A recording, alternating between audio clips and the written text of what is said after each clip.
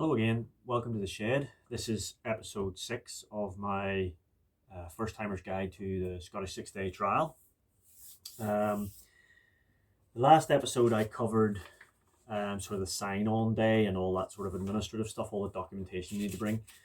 Today I'm going to cover the route card and also the how to work out your time limit and delay time and all of that, but I'll explain that in a minute.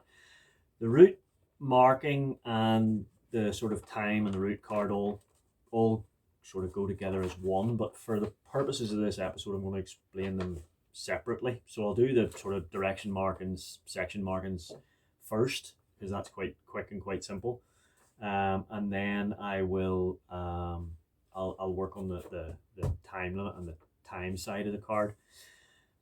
So how do you know where to go?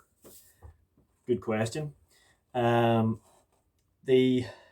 route marking is done pretty much as your local sort of club trial would be. The only difference is certainly for people coming from Northern Ireland, we don't do trials on the road at all. So when you're riding down the road, what sort of signs do you look out for? So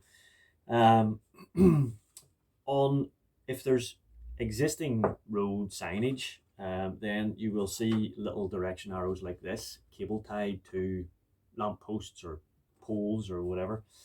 So it's blue to go left, red to go right, and the SO means straight on, just keep going straight on.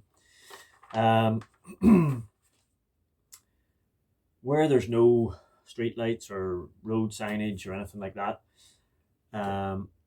the route is just marked with small orange flags, sort of 4 or 5 inch square on a 2 foot high sort of bamboo stick. And they will be on a road. They may be every half mile or every mile.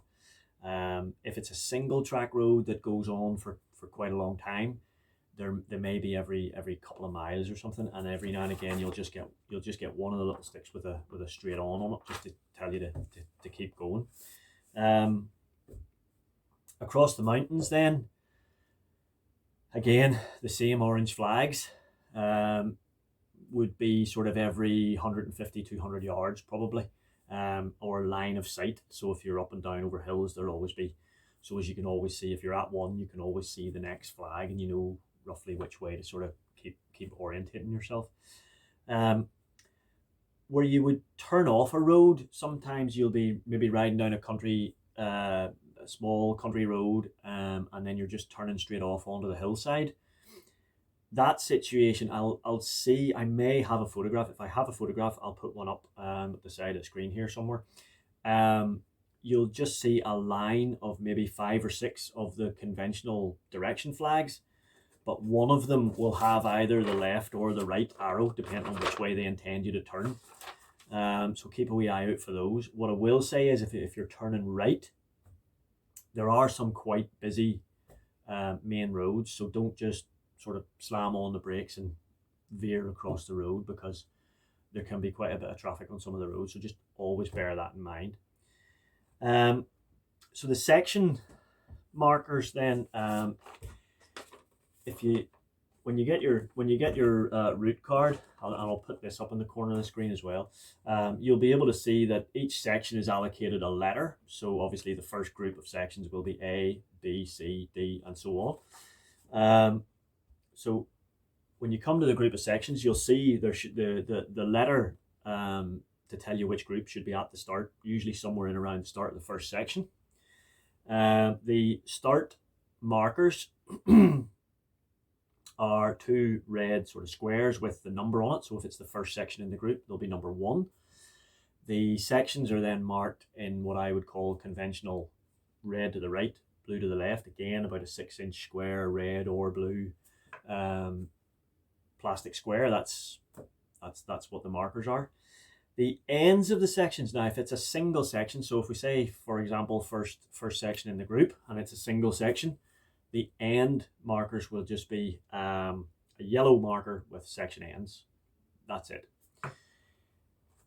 If the section is the last section in the group, then they will be blue boards with finish of hill written on them. And that's very important that you see that.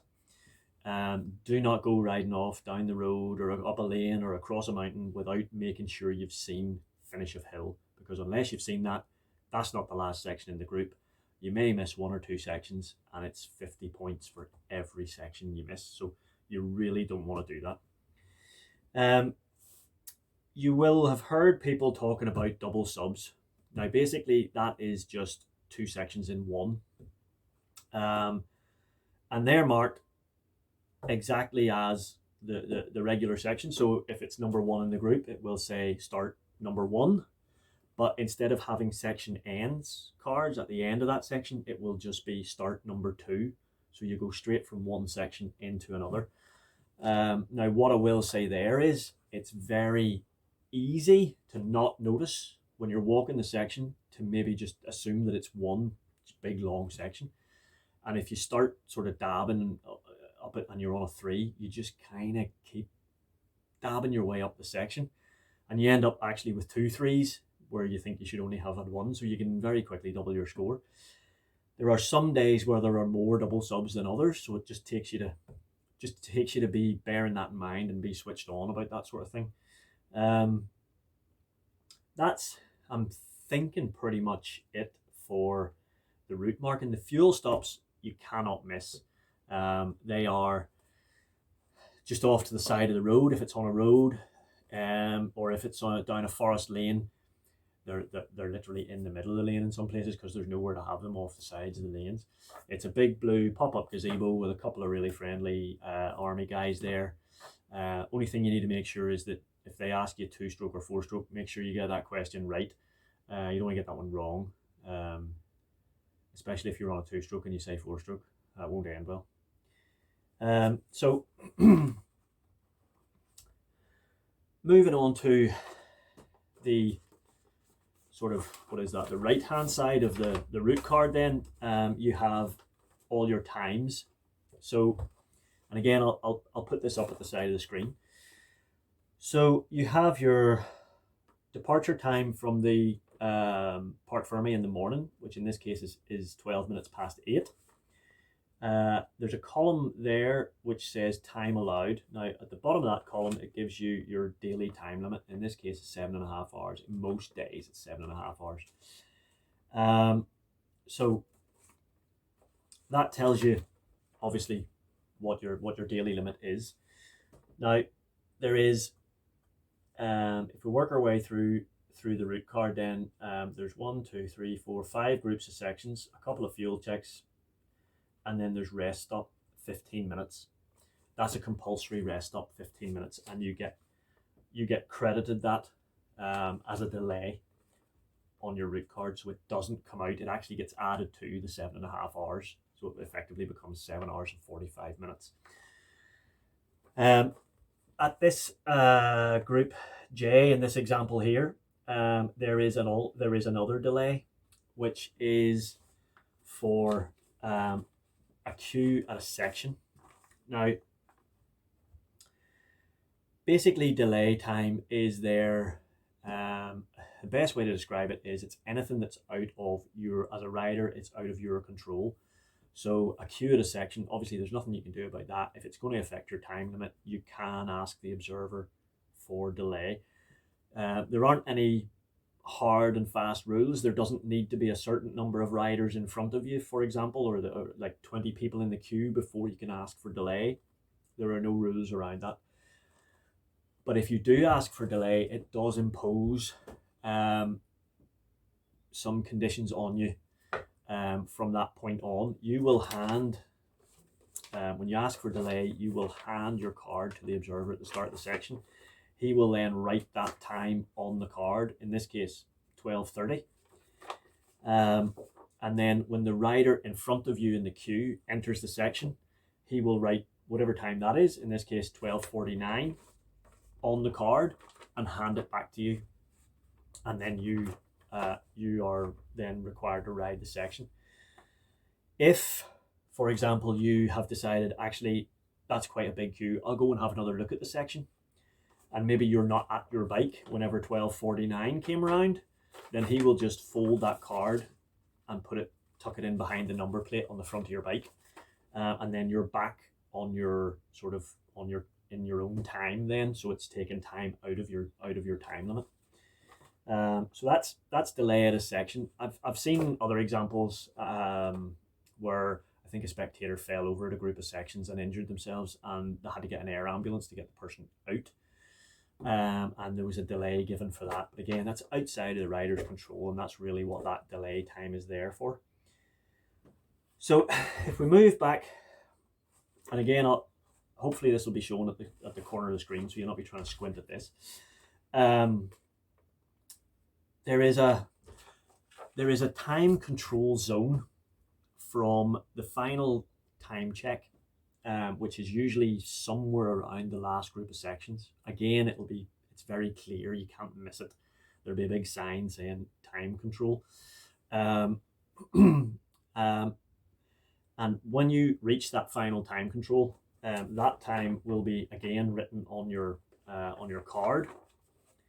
And from that point on, then you're in a sort of neutral zone to stop people having to race back to the paddock to make the time control at the entrance to paddock within their time limit. They put in a control zone in that sort of final stretch from the time control at the last section to the entrance of the paddock, and they give plenty of time. This one, in this example, they've allowed 20 minutes, and that's 20 minutes to do about 10 miles, I think, down the road. So it's not, in fact, it's 9 miles. It actually says on there, the distances are on there. So it's 9 miles. So they're giving you 20 minutes to do that 9 miles. It's ample time. But what you mustn't do is enter the paddock, the final time check at the entrance to the paddock, before your 20 minutes. So you just need, again, to be aware of that. If you enter too early, you will be penalized. If you enter too late, you will be penalized. So that's one thing you really need to sort of keep your eye on there.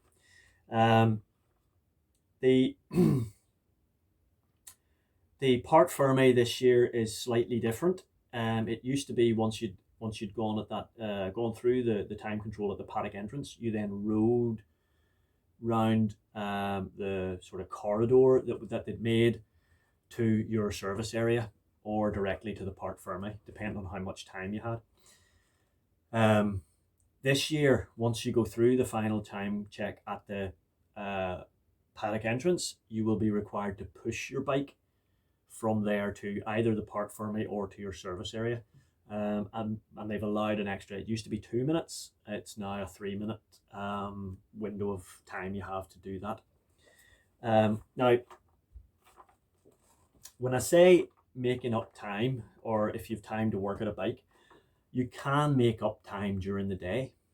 The time limit that is given is 7.5 hours. You do not need to ride absolutely flat out everywhere to make it in time.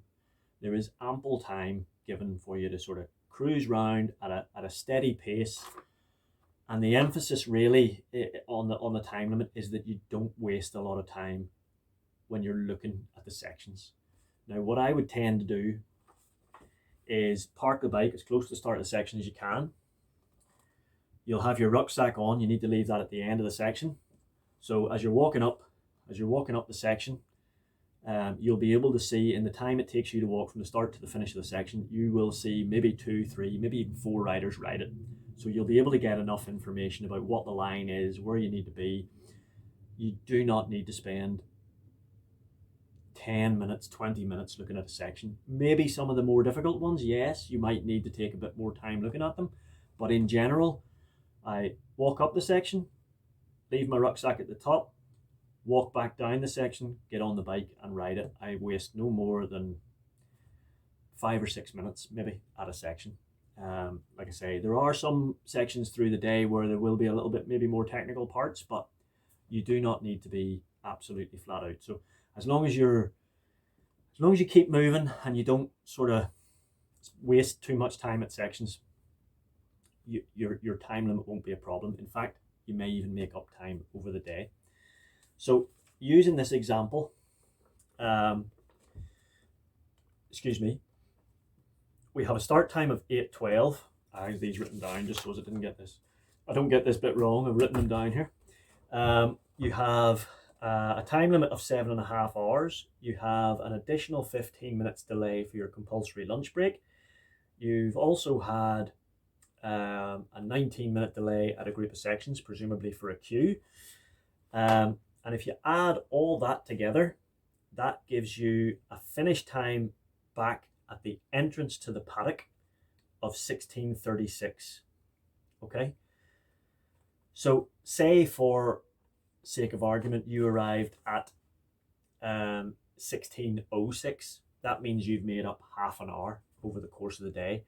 And then you can, when you enter into the paddock, you can push your bike to the TRS service area or the vertigo service area or whatever make you're on. And then you have that half hour then to work at the bike, to change your gearbox oil, to change a tire, to change the air filter, whatever it is you need to do. Just check your fluid levels. You can do whatever it is, changing the chain. And then you have that 3-minute window to push the bike from the service area to the Parc Fermé entrance. And that is essentially that's essentially how your clock card and the time is worked out. Now, excuse me a second, I'm getting a bit dry. Nice. So, start times, again, on the first day, very, very simple. Number 1 is first man away, and he starts at 7:30 in the morning.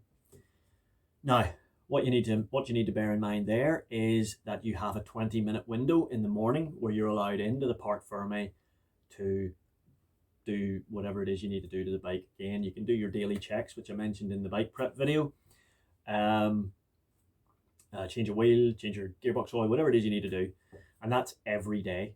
Now, obviously on the first day, you probably won't need to do that much, but I would still advise you to make use of the time.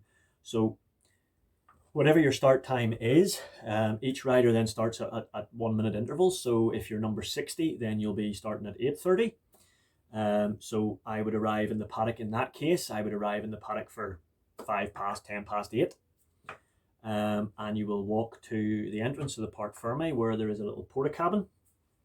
And the whoever it is on the sort of entrance, Parc Fermé entrance, will call your number when your time comes to be allowed into the Parc Fermé. They will shout your number out and you go in, pull your bike out of the queue, and you can then work away at it, do whatever you need. On the side of that porta cabin, from day 2 onwards, will be a list of start times. Now, you can sort of roughly work out your start time. Each group, I should explain probably that the entire entry is split into 6 groups. So it's 288 riders this year, which works out at 48 exactly in a group. So on day 2, number 1 to 48 will move to the back of the field. Everybody moves forward, and then number 49 will be first man away at 7:30. So again, if you're number 60 in the example we used earlier, you move forward, so you will be away 11 minutes after the first man.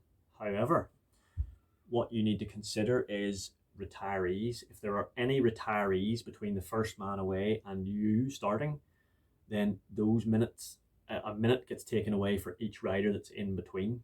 Now, to be safe, what I would do is you look at the results from day 1, and just at the bottom of the results there will be anybody who has retired. So if it's 5 people, I would just take 5 minutes. I wouldn't worry if they're in front of me or behind me. If you just take the 5 minutes, then you'll be early and you'll always be safe. So like I say, it's 48 riders in a group. So essentially everybody gets shunted forward 48 minutes a day, plus the retirees. plus your 20-minute. Don't forget about your 20-minute working time in the Parc Fermé prior to your start time. So I hope that has explained. I hope that's clear. I think that's it's I've maybe made that sound complicated, but I hope I haven't. It's relatively simple to work out, and by day 3 you'll be right as rain. You'll have no problems. Like I said, this is the last video in the series, so thank you to everybody who's watched. I think there's been almost 6,000 views of the videos, so that's blown my mind, to be honest. As I said in the first video, the only reason I did these was I was looking for something that I could share and that was already done that I could share and maybe be useful to somebody, and I couldn't find anything.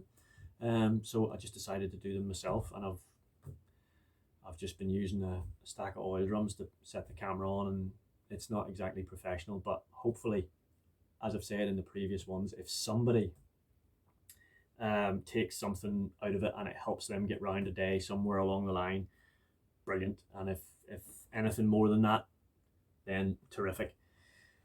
Again, a special thanks to the Edinburgh and District Motorcycle Club for helping me out. I do believe they've actually shared a link to these videos on the SSDT.org website. So thank you very much for that, and thanks to Kirsten, who I've been torturing on the phone sometimes about this stuff. And that's pretty much it. So I don't know if I'll do any more videos. I'll maybe think of something to do somewhere along the line. But again, thanks to everybody who's watched and commented and sent me messages. It's been terrific. It's been way over and above anything that I thought was going to come out of this when I started it. So again, thanks for watching.